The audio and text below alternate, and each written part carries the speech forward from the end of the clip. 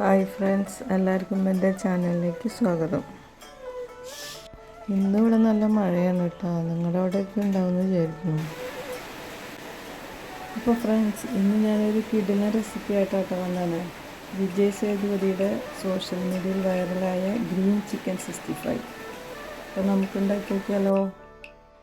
അപ്പോൾ അതിനായിട്ട് ഞാൻ 1 കിലോ ചിക്കൻ എടുത്തിട്ടുണ്ട് കേട്ടോ.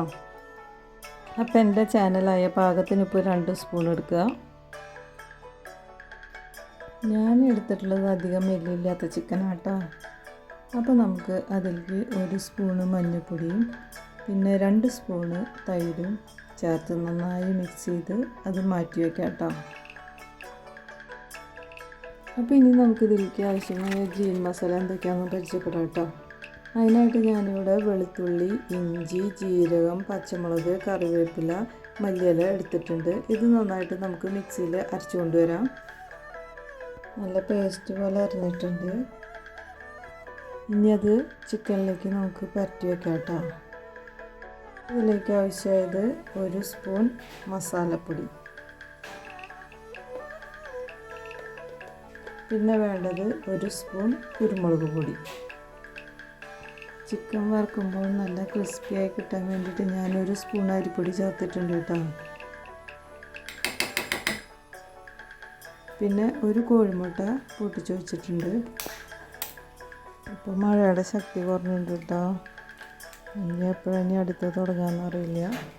ഇനി നമുക്കിതെല്ലാം നന്നായി മിക്സ് ചെയ്ത് ഒരു അരമണിക്കൂർ റെസ്റ്റ് ചെയ്യാൻ വെക്കാം കേട്ടോ.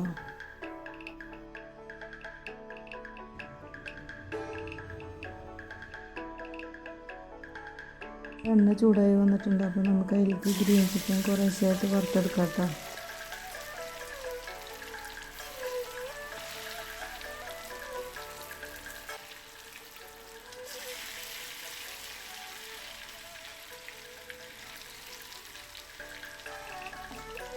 ഫ്രണ്ട്സ്, നിങ്ങൾ ഇത്തിരി കൂടി വലിയ ചീനച്ചട്ടിയ കടായി എടുത്തോളാം കേട്ടോ.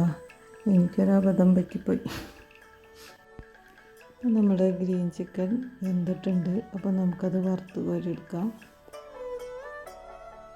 ഞാനെടുത്ത ചീനച്ചട്ടി ചെറുതായി പോയതുകൊണ്ട് എനിക്ക് 2-3 പ്രാവശ്യം വറുത്ത് കോരേണ്ടി വന്നു. അപ്പോൾ ഇവിടെ വിജയ് സേതുപതിയുടെ ഗ്രീൻ ചിക്കൻ 65 റെഡി ആയിട്ടുണ്ട് കേട്ടോ. അപ്പോൾ ഞാൻ ഇതിലേക്ക് കുറച്ച് കറിവേപ്പില വറുത്ത് കോരിയിട്ടിട്ടുണ്ട്. പിന്നെ കുറച്ച് സവാള അരിഞ്ഞ് അലങ്കരിച്ചിട്ടുണ്ട്. കൂടാതെ ഒരു ചെറുനാരങ്ങയുടെ നീര് പിഴിഞ്ഞ് ഒഴിച്ചിട്ടുണ്ട് കേട്ടോ. അപ്പോൾ ഞാനൊരു കഷ്ണം എടുത്തൊന്ന് ടേസ്റ്റ് ചെയ്ത് നോക്കട്ടെ കേട്ടോ. എങ്ങനെയുണ്ട് നോക്കാമല്ലോ.